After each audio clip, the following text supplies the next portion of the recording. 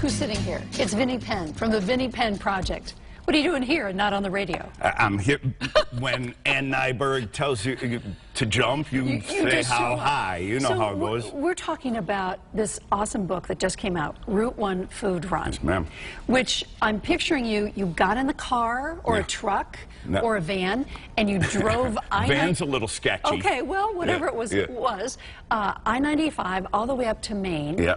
And you stopped and you, I'm guessing you harassed some of the restaurant tours to give you recipes. Yeah, well, the recipe thing came later, and the harassing, they were contacted in advance via the telephone. I didn't drop in and give the hard pitch right there and then. No, everybody knew I was coming. I'm surprised by that. Yeah, yeah, that might have been a more fun way to go, actually. So how did you pick all of the restaurants? It was difficult, really. Did you do it?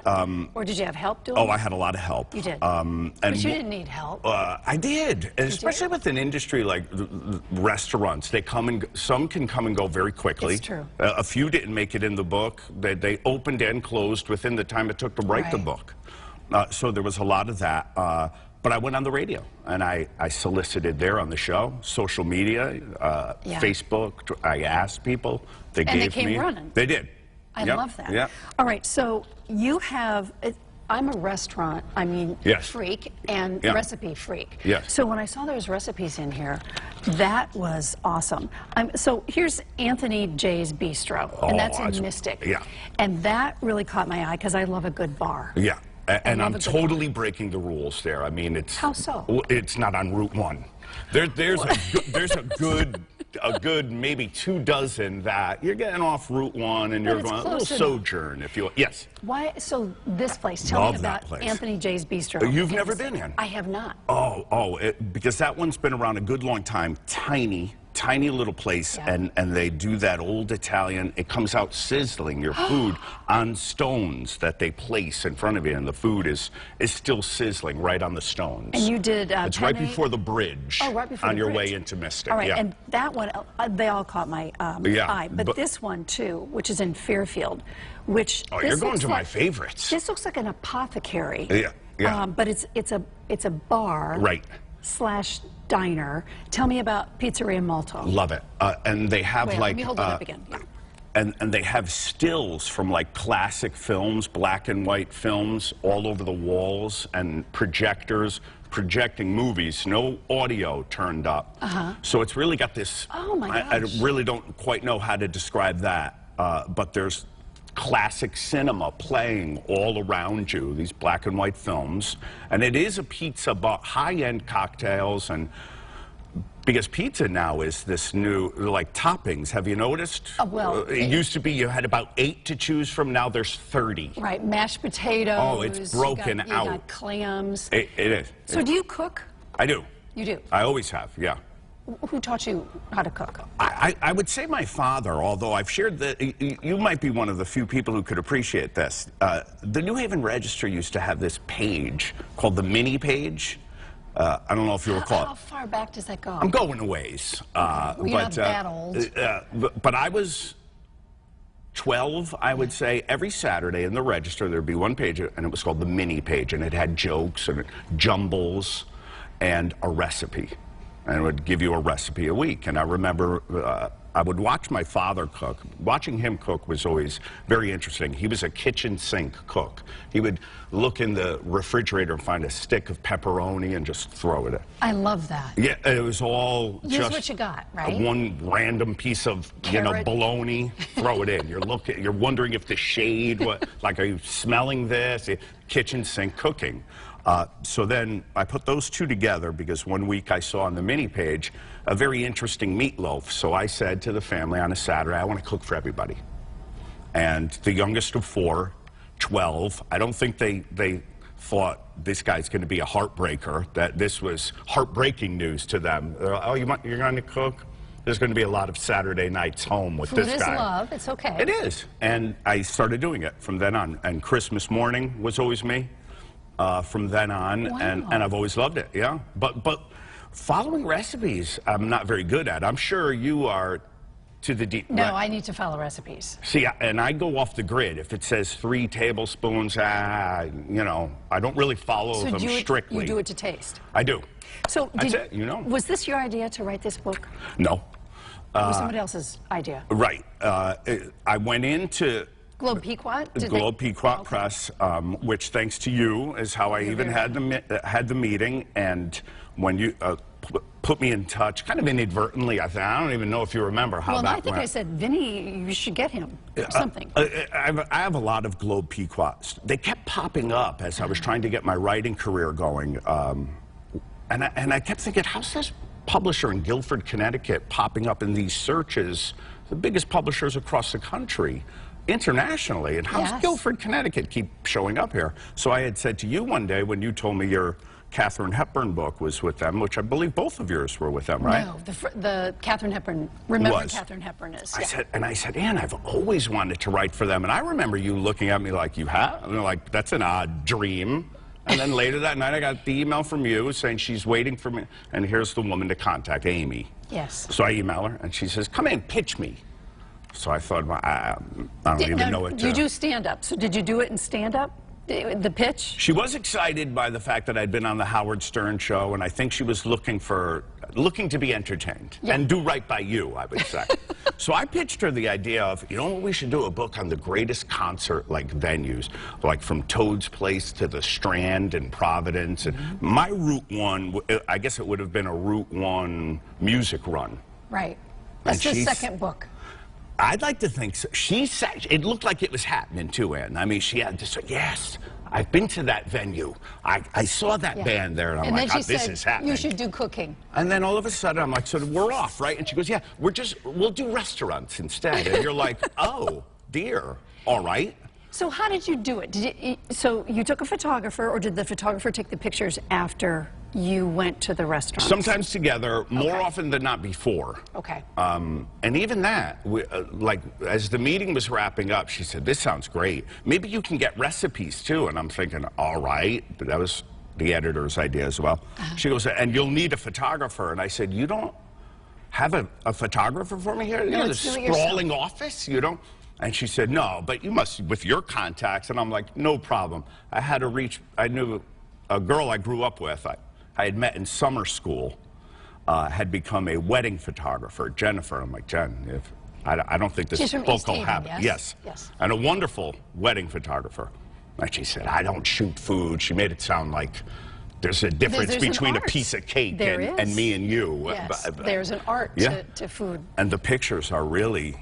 She kind of stole my thunder a little bit, and now I think love shooting food. But I went to her and kind of was, I said, I don't think this book will happen if I don't get a guilt tripped her, basically. And she said, well, I'll do it. And it worked. And she drove to all of these places. So how many venues have you, the book just came out, how many venues have you gone to telling people about this book?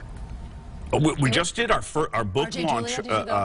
I was just at RJ Julia yesterday, and I stumbled onto a nice display there a week ago, and I thought, this is fantastic. This is my book, and it was very nautical, and there was an inflatable lobster next to it, and I posed for pictures. You know how it goes. And when I went back in yesterday, perchance, or 2 days ago, the display was still there. The book was gone. So I asked the woman. She said, we're sold out. Now, as an author, is that thrilling or what? Yeah. Even if it's 10 copies, even if it's 20 copies, whatever it is, that means somebody, people know you, but somebody cared about what you're writing about. Because writing a book is very, very hard. Harder than I think a lot of people realize. You know, somebody said to me, and this is not my quote, but writing a book is like pushing a boulder up a hill alone. Yes. Because you write words and you think, well, who cares? Or, well, you know, maybe I could tell that story better, or something like that. Yeah. And when it comes to people like myself and like you, you for so many years on the radio and television and other people writing for you, and it's like, no, that doesn't make you any better at crafting a sentence or... Different kind of writing. It is. It was a totally different animal. This is not your first rodeo. It isn't. You've written other books on... I did a nonfiction on growing up Italian, which was easier. And anecdotal and just full of funny stories, right? How did it do? Well, those were little boutique publishers, and it did well. Okay. And interestingly, it predated Twitter as this weapon, and it predated Facebook even. So I wasn't able to hype it as much. You know, you and I have discussed, too, how these are great weapons, social media, but at the same time, it gives the publisher the out of, what do you need us to promote it for? Look at your Facebook following. Well, and you have a radio show, a little radio show there. That's it. So, and then I did a zombie novel. Just one. Why? I don't know. Again, I found myself in a pitch, and I pitched this great story. Same thing. It ended with the gentleman from that very small publisher in Texas. I love it. Let's just make them all zombies. And I, again, left like, all right. What kind of research did you do for zombies? And this was just when that Walking Dead was taking off, which, you know, the show was really blowing up. So I had that kind of, zombies were just becoming in vogue. There were a lot of, it sounds silly, but at the time there were 3 huge movies coming out on them. And it's pretty easy stuff. They just, yeah, they don't, yeah. And they make their sound. The dialogue was so I'm going to take non-existent. I'm going to take a left turn here. Do it. Off of your Route 1 food run. There are many left turns taken off of Route 1. How did you end up in radio? Oof, that one goes back a ways. You grew up where? In Morse Cove in New Haven, and interestingly, I was at Lighthouse Park in New Haven. If you really want to go way back, and WELI was there just doing like man on the street stuff and asking people questions, and I was one of the people. I answered a question, and the guy found it hysterical. How old were you? I was 26. And what were you doing at the time? Freelance writing for the Register, writing about music. That's why music found its way into the book here. Then the gentleman who was doing the show at the time, his name was Mike Robb. He was doing mornings for WELI. He said, you should come in and like be my funny guy on Fridays. And I thought, that's odd. I really, you know, so I just started doing Fridays. So the funny guy on Fridays, so what would you do? I would just go in there and he would talk. It was so odd because I didn't grow up listening to radio. I don't know if you did. I didn't know that world existed. I just played cassettes. Yeah. So to see that these 8-track or cassettes? Cassettes. Although you had some 8-tracks. There was some straggling, but I didn't know this was going on. And he would tell stories, and I would just lob in little wisecracks. And it went on for a few months. They paid me in gift certificates. Not much has changed. And one day, I ran into Glenn Beck in the hallway, who was doing mornings next door at KC 101. And he said, I've heard some talk that you're in WELI. You're a funny guy. You should come over with me one day. And I went over there. And are you 30 now, same or thing, are you still in your 20s? Knocking on it. By the time I was added full-time to Glenn's show, I was a month shy of turning 30. And then it was off, yeah, just like that. And you did that for how many years? Well, with Glenn, 3. And then I stayed on for another 5. Right. Yeah. And how did the project come about? In full circle, too, to WELI. Well, I left to do some stuff for satellite and to write one of those books. I was on VH1. I'm trying to make all this stuff happen, but I was also a first-time dad. And I still keep in touch. Clear Channel became iHeart, and all those relationships, you know how it goes, that you forged. And one gentleman wound up back in Connecticut who had offered me a job in Atlanta at one point. And he said, I have a job offer for you. And I said, this is that Atlanta guy, top 10 market. Where is he at now? And I said, well, what's the offer? And he goes, WELI. And I thought it was a joke. I'm like, how are you here in Connecticut? And he had left one station, wound up here in Connecticut, and he said, I think you should do talk, which I thought was crazy because I'm just a punchline guy. You keep falling into stuff. I do. I did. Radio really saved my life because the writing was never going to pay the bills, and I still don't think it ever would. I think the days of the John Grishams and the Stephen Kings are over. Gosh, I hope not. But blogs and the like, I think they're over. But there's so much clutter now. How do you cut through it, right? I mean, everybody's blogging. How did Howard Stern happen? And how were you on the radio with him on 9/11? That's another one. His wise guy, I guess every radio show had this one guy who sits there and waits for the opening to just say something funny. It was so weird, such a weird way to make a living. His was Jackie, the joke man, Martling at the time, who had left abruptly. So they had this empty seat, and they thought, simultaneously, Kathy Lee had just left, and Regis. So at the same time, Regis, if you know that whole thing, right. They just decided to do a year of let's try somebody different every day. And a gentleman reached out to me, proximity, I guess, with New York, and said, would you want to sit in Jackie's chair for a day? And I thought, of course I would. Wound up being 2, then 3, then 4. Then they told me, you're in the final stretch. You might get this job. We'll see you on September 11th, 2001 for your final audition. And I said, I got to bring it. This is a big day. And at 8:45 that morning. So you show up for work. What time? On 9/11? In this city, did you commute in from Connecticut? I would stay overnight. They would suggest that, which was just, those days were behind me, Ann, of driving in at 2 a.m. I said, I'll be at a Holiday Inn down the street. So I would take the cab in about 5:30 in the morning. And it was just your same old show. But at 8:45, when one of the producers came running in and said, a plane just hit, you know, the World Trade Center. It's physically, still surreal. Where are you in New York doing this show? From the Trade Center, where are you physically? It was the old, I'm trying to think of it, because he's not even at that station anymore, and I can't even remember the street address. He would leave only a few years later to go over to Sirius. Right. Always, right. Midtown. Okay. So somebody says a plane just hit a building. Right, and that's all we knew. And prior to that, there were little stories of, I'm trying to think who it was. It was a famous, an act, maybe John Travolta had, who was Harrison Ford was like this novice. At this point, you thought it was a small plane. Well, right, absolutely. So I stayed in audition mode. I'm like, it's Harrison Ford is flying his plane again, and it went. But then the weird moment of, you know, we just heard that a second one hit, and the room still, it didn't sink in any big way, and I kept going. They told me this was my final audition, so I kept going, and made another crack about another celebrity with a plane, and then somebody picked up an image, and you could see the smoke, and you saw the magnitude of it, and Howard turned to me at one point, and he even acknowledged, he goes, all right, so Vinnie, stop auditioning.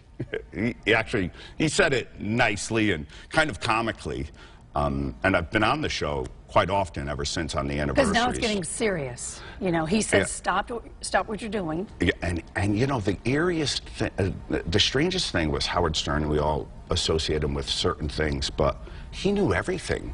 He said, like, within 20 minutes, it's that Saddam Hussein guy. Like, he started spouting names that I hadn't even... And you're still live on the radio. Yeah, right on the... Yeah. But he was so well-versed. I had never even heard that name before prior to 9/11. He knew who it was, why it was, where it was. He's a real news guy. And everything he said that he suspected it to be, it wound up being. And we stayed on until about 1 o'clock that day. We just stayed on and took calls from frantic New Yorkers who some were reporting live from the streets, others were terrified. You made the switch from, you know, this, I'm auditioning to serious guy. I mean, that was uncharted territories for everybody. Yes, yeah. And you know, and in retrospect, that might have lent itself to, the tone got so serious that when the gentleman who offered me the job on WELI said, I think you can do talk, I wondered why.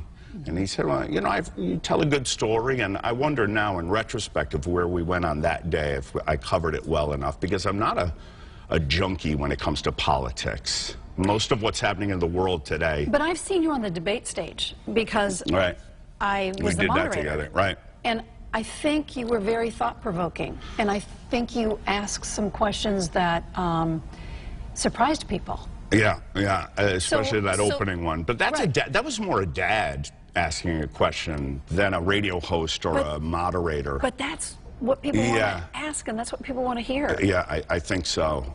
Because half these stories that I see, I just, you know, Sandy Hook, I got called back in. It was 2 o'clock in the afternoon, they said, we need you to come in and go live on the air. I said, well, I'm picking my son up at school. I'm going to have to bring my son. He was 6. He was a first grader. So I'm covering Sandy Hook with my six-year-old first grader reporting on this. And so I've had a couple moments of, and I think it's the dad who shows up more than the broadcaster, but you might be right that maybe that's what resonates. I don't know. I think it does, because everybody can relate to that. Yeah. So the Vinnie Penn project, it's going along. How has it changed since you started it? Well, when I accepted it, I said, all right, I'm going to come up with a little tagline. You know I like my taglines. Yes. Like, go feed yourself. I brought you your own little bumper sticker somewhere around. And this is a rollicking road trip to the best eateries. Blah, blah. But you like your little sayings. I do. So mine was the Vinnie Penn Project, Parenthood, Hollywood, and the Neighborhood. And I thought, that's going to be my angle. I'll tell stories about being a dad, what plagues our children today. One story you had done at that time, I remember using about kids and internet usage. I was going to do my celebrity side, Hollywood, and the neighborhood would be, I'll be local, I'll be New Haven. And it went that way for a couple of years, fine. But Sandy Hook would be about 3 years out, and that was really a turning point of, and I think we all started feeling rage and frustration at both sides of the aisle, their inability to just lay down their weapons and come up with resolutions. And even recent developments, it's like one day I just wanted to keep both of my kids home from school, and I started this past year seriously thinking, after Florida, thinking, I don't know if the school's going to continue for you guys. And can you believe that schools... No, I think of them as not safe. Schools were wonderful places. How old are your kids now? My daughter's going to be a sophomore, and my son is going to be in 7th grade. Yeah. The world is changing. You have lots to talk about. Yeah. Who are your viewers? Who calls in? Who are they? That's interesting, too, and has changed. Conservative... angry Americans, angry Connecticut residents, people just chomping at the bit for Malloy to go because they think that's going to end every woe here in Connecticut. But I'm happy to say that it began with a lot of crotchety old, Jimmy, let me tell you something. I'm just there like, it's Vinnie, but go ahead. To now there's a lot of people, same boat people, 40s, early 50s, parents, terrified parents, and Connecticut residents who want to stay here. They want their kid, you might be going through this too. They don't want their kids to have to leave just to find a job. I think that is, by and large, in a lot of different places. Do you do stand-up anymore? I still do. Yeah, I still do. That was great for, I'm really all over the road now. Do you get paid to do it? Oh, yeah. Sometimes I have very well. Other times, okay. Sometimes, much like bands, you're looking for the manager at the end of the night, place is packed, and you're like, he left? And you have to track down your money. There's a lot of that, which I don't really like. But yeah, I still do a lot of that. Are you doing what you thought you would be doing, and are there more things to do? More books to write, more stand-up to do, a different television show or radio show to do? I still How old are you? I'm 50. I just turned 51. Okay, you're still a baby. So you still got time. I still want that novel. I still want that big novel, and that's what stresses me. So it is the writing that jails? Always was, yeah. And I had a day where I looked at radio, and what a blessing radio has been for me. And there was one day when I realized, I'm writing what I do on the radio show, and I could just write more. So then I started really writing these big 10-minute monologues, because talk radio you can, as opposed to when I was doing Top 40 and you had 3 minutes in between songs. But I don't want to lose sight of the songs either, and that's why, because I still love music, so I have song selections for every restaurant you go to in the book. That's my favorite part. Did you pick those? Yeah, that was me. All right, so let's take one. And so I think the novel would involve like a guy who maybe never had his hit song. I don't know. I could maybe come up with it. Well, just write it down, because I think you've got another book. Yeah. Okay, so The Log Cabin in Clinton. Soundtrack suggestion is what? Pink House, Ain't That America, John Mellencamp. Is that a good one?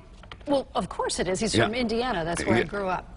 But, but why? How serendipitous. Yes. So, but why? Well, the log cabin, and that's a great entry, too. Have you been?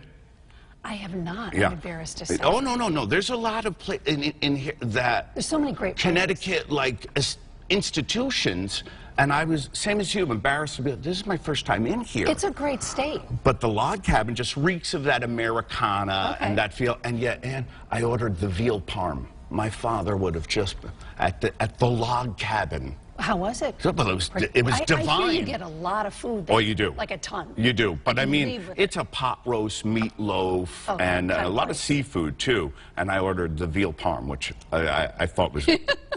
All right, Luigi's restaurant. Oh, you pick. What did I do for that one? Layla. Oh, yeah, that goes without saying. That just had a very...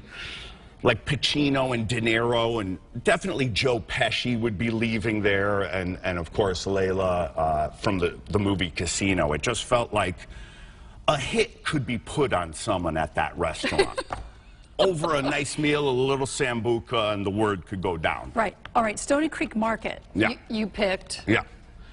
It's so funny you're bringing up this one. I just thought about this one on the way over. Blink 182's All the Small Things. And, you know, I thought... that's misleading because it might suggest small portions, but it's really about how it's the little things, because her recipe for her meatball, it was like her grandmother's grandmother's. At the last minute, she's the only one. She held out. Of 100 restaurants, last minute she said, I can't do it. I won't give it. Yeah. So it should be in here, but it's not. It's not. Yeah. So she thought long and hard on that. And I said, you can alter it. Leave a few ingredients out. Some chefs confided in me. I'll give you most of it. And I own up to that in the prologue to the book. Have you ever thought about putting out a book that's got your recipes in it? No. It's never too late to do that. Although I did contribute to an anthology once that necessitated me putting in a recipe. What is it? It was a steak sandwich with crunched barbecue potato chips over it, and now Bobby Flay is like famous for crumbling potato chips over it. Did he copy you? I believe it's possible. That's all I'm going to say. But I want to point out the place too, just really quick, in Guilford, because you must know it. On Route 1. So unique. You sit on tree stumps and walk on. It's fabulous. And I put Rihanna, cheers to that, because everybody's always toasting each other. Strangers. Yeah. That's a great way to live. Yeah. Favorite recipe that you make, what is it? It would probably be my cutlet. It would probably be my veal Milanese, or pork. Is it written down somewhere? Yeah. Okay, so will you give it to me so that I can give it to everybody that's watching? Oh, yeah, I mean, sure, it's not overly ambitious, and there's no secret to it, but I do make a mean one. It's where you buy the cutlet, I find, is the secret. You must... Of course. And I go to Vinnie's Importing. Is that, say, a block away from here? All right. Do you know where I mean? I don't, but now I do. Sliced so thin, it has to be thin. Yeah. And they're delicious. Okay, so we're wrapping up doing this. You're going to send me this recipe. Yes, ma'am. Like tonight. All right, all right. So I can put it online. Sure. This has been so much fun. Well, I owe you for making this happen. No, that was fantastic. This is awesome. Keep writing, but I think you need to combine somehow the stand-up, the music, food, being a dad, and you got it, because I think you point out that America is very divided right now. We need to bring civility back. Yeah. We can agree to disagree, but we need to talk. I agree. But that is my biggest lesson to my two kids is pick the one and stay focused on it. I think one of the things I regret is I'm like, I'll do it. I'll try that. I'll do stand-up, and I'll write, and okay, I'll try radio. And I tell them, like, pick one and maybe just stay focused on the one. That's not who you because are. you could get scattershot. But that's okay. That a broad stroke. You've done all right for yourself. Yeah, I'm no Darren Kramer. And that's the dream.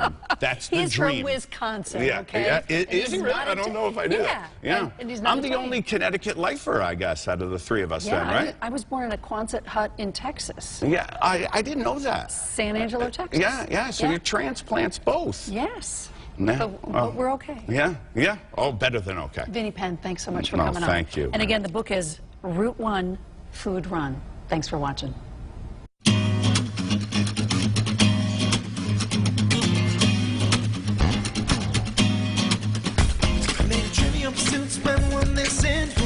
Spending all night kissing, and if Walter's right here, then who else is missing?